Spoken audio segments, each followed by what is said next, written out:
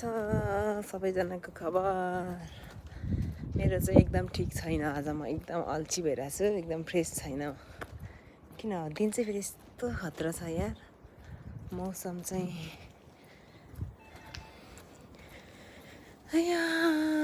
आज चाहिँ अप्रिल 9 हो अनि मैले यो भिडियो चाहिँ कहिले हाल्छ मलाई थाहा छैन। अब म चाहिँ लुखुर टाइम पास गर्न बाहिर निस्किरहेको। के गर्नु, मान्छेहरू कति बिजी होला काममा। म चाहिँ काम पनि छैन, फेरि मुख पनि धुएन क्या आज मैले। यस्तो अल्छी पनि हुन्छ, यस्तै म बाहिर हिँडिदिन्छु फेरि। अनि सक्छ त? सक्दैन। अनि के यो अप्रिल भनेको त नेपालमा त चैत्र वैशाख हो नि, त्यही भएर कस्तो उराट हुन्छ नि। फेरि हावासावा चलेर रुखको पातहरू झरेर सिटिरिरी बतास चले कस्तो दामी। म चाहिँ डुल्दै पार्कमा आइपुगेँ होइन। म घर छेउैको पार्क हो यो चाहिँ मेरो। यहाँ चाहिँ म जहिले आउँछु कि, जहिले भन्दा पनि हप्तामा एकचोटि अरू दुईचोटि, स्याटरडे सन्डेमा छोरासँग आउँछु। दिउँसो 12 बज्न छैन, घाम टन्टलाको हेर्नु न यस्तो छ कि। यहाँ यो रुख चाहिँ मलाई लास्टै मनपर्छ। मैले चाहिँ क्याप पनि ल्याएन, सनग्लास पनि ल्याएन होइन। मलाई चाहिँ अहिले घामले एकदम टर्चर दिइरहेको छ। कस्तो दामी छ कि यहाँतिर त। भएपछि रोज यस्तो राम्रो फुल्छ कि थरीको। म यस्तो राम्रो साकुराको छेउमा आइपुग्यो। तपाईँहरूले यो भिडियोमा त कस्तो देख्नुहुन्छ कि होइन, छेउमा त ओ माई गड यस्तो दामी छ कि। ओ माई गड,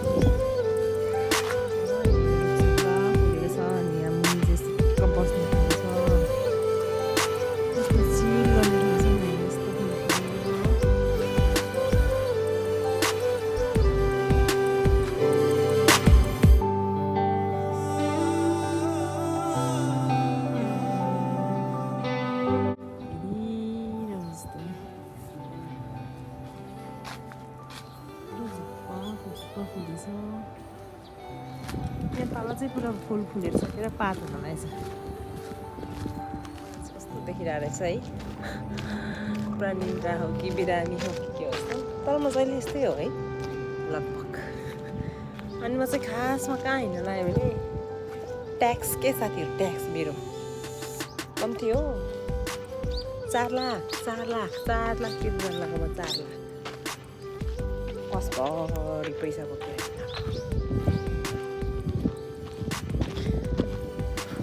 यस्तो झ्याउला रहेछ है। त्यही भएर नि म फ्रेस नभए अಯ್यो हाँस्यो। कति राम्रो रहेछ नि होइन। मेरो मात्रै यस्तो ट्याक्स आउने हो कि तपाईँहरूको पनि आउँछ? जापानमा हुने साथीहरू, तपाईँहरूले हेर्नुहुन्छ भने भन्नु त।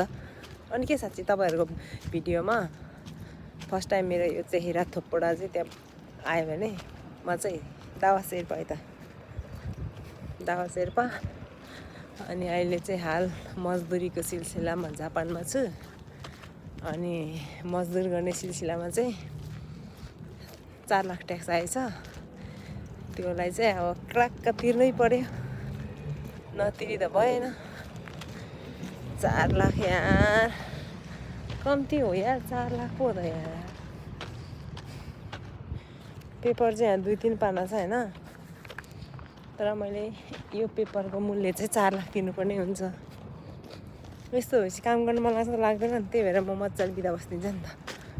यस्तो दामी ठुलो चौरमा छ साथीहरू, म रङ्गशालामा छु, रङ्गशाला।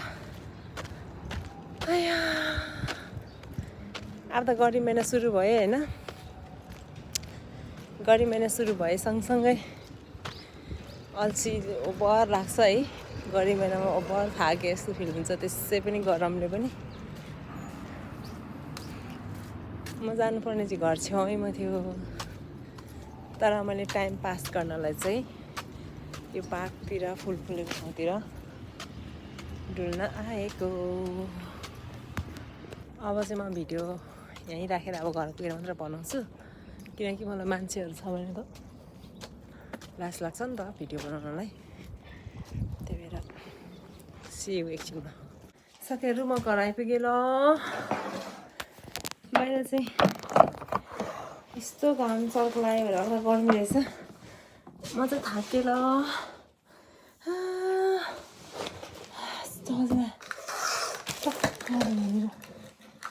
रहेछ क्या दही खोलेर बजाइदिनु पऱ्यो। कलर ल्याएछ एउटा कपालमा लाउनलाई, यस्तो कलर।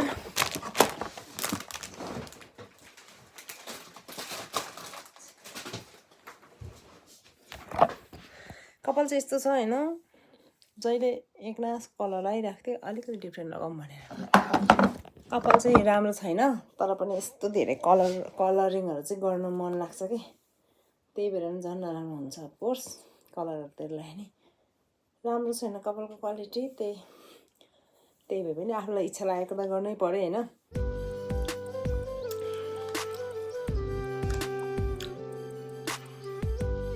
आज चाहिँ होइन म किन फ्रेस भएन, यस्तो फेरि फ्रेसै नभएको मान्छेको भिडियोहरू त भने यस्तो झ्याउ लाग्छ नि है। मेरी प्यारी आमा, मेरी जन्मदिने आमा, एक मात्र आज नेपाल जानुभएको नि त। 2.5 महिना चाहिँ यहाँनिर जापानमा मसँगै एक रात पनि नछुटेर सँगै बसेको। अनि त्यसपछि आमा चाहिँ जानुभयो आज, मेरो मामा। अनि मलाई चाहिँ बिहानदेखि मामा त गयो, अनि म चाहिँ रुँदै बसेँ। अनि कुरा गऱ्यो भने मलाई अहिले पनि रुन मन लाग्छ अफकोर्स, किनकि आमा भन्ने कुरै त्यस्तै हुँदो रहेछ होइन। अनि 2 महिना चाहिँ बस्यो अनि एकदमै छोटो लाग्यो क्या, 2.5 महिना नि, 2 महिना 2.5 महिनाभन्दा अझ बढी हो। अनि आज जानुभयो। हुन त यस्तो नराम्रो लाग्नुपर्ने कुरा केही पनि छैन, तर पनि आमाबाट छुट्नु पर्दाखेरि चाहिँ एकदम गाह्रो हुँदैछ। झन् आफू पनि आमा भइसकेको मान्छे, अनि आफ्नो आमासँग छुट्ने, अब सँगै बस्ने मोमेन्टहरू भनेको चाहिँ एकदमै खतरनाक प्रिसियस हुँदो रहेछ कि। भेट्दाखेरि ओभर खुसी हुने होइन, जान्दाखेरि ओभर हार्ड हुने।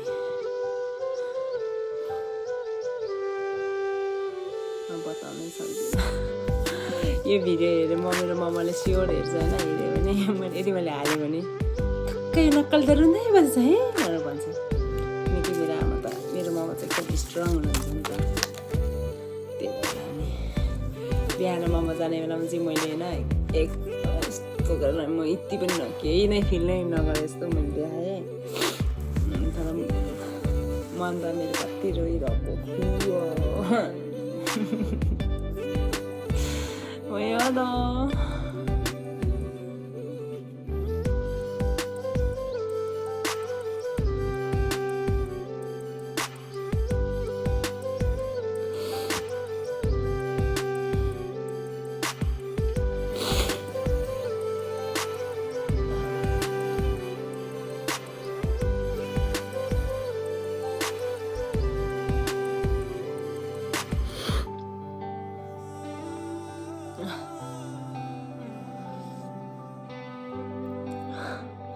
म चाहिँ फेरि होइन परिवारकै एक मात्र रुन्ची हो। रुन्ची त सबै रुन्छ नि, तर अन्त नि ओभर हुन्छ कि सुर्छ भने मलाई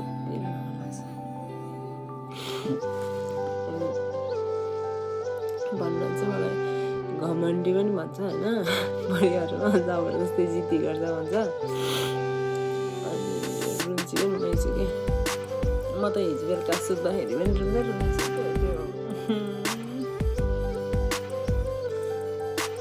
राति पनि मामासँग सुतेको हो सुत्नु चाहिँ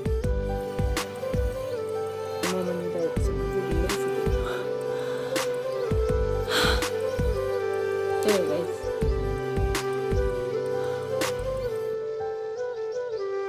जहिले पनि भेट्न मिल्छ होइन चाहे भने अब फेरि बोलाउन पनि मिल्छ म पनि जान मिल्छ त्यही भए पनि छुट्ने के अरे यो नथिङ अब फ्रेस हुने दावा अनि त्यसपछि कलर लगाउने म कपालमा कलर लगाउँछु ल गाइस यो कलर लगाएर तपाईँहरू भन्छु अब कति रोएर बस्नु मेरो आमा फेरि आज मात्रै हो भोलि अहिले भरि नेपालमा पुगेपछि फेरि भिडियो कल गरेर बोल्छ नि त हिजोसम्म त पुरा माहौलमा हुन्थ्यो नि त म घरमा नि अब त्यस्तो धेरै मान्छे त हुँदैन त्यही नै आफ्नो आमा एउटा भएपछि त होइन घरभरि मान्छे होस् नहोस् त्यो हुँदैन कि तर आफ्नो आमा एउटै मात्र आमा चाहिँ घरमा छ भने सब त पुग्छ कि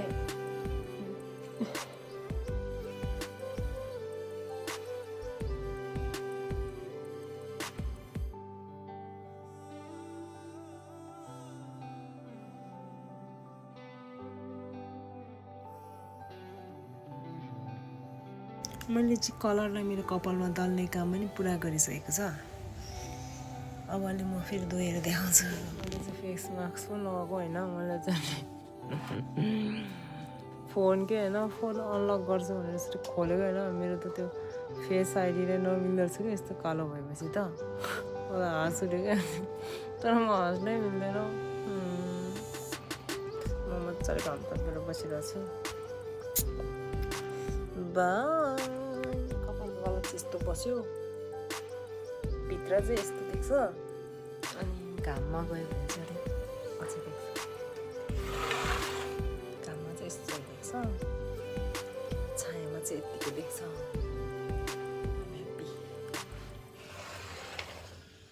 अहिले चाहिँ 2:30 भइसक्यो है मलाई चाहिँ क्या भोक लाग्यो क्या बिहान खाजा खाएको थिएँ केही खाएको छैन अनि मैले चाहिँ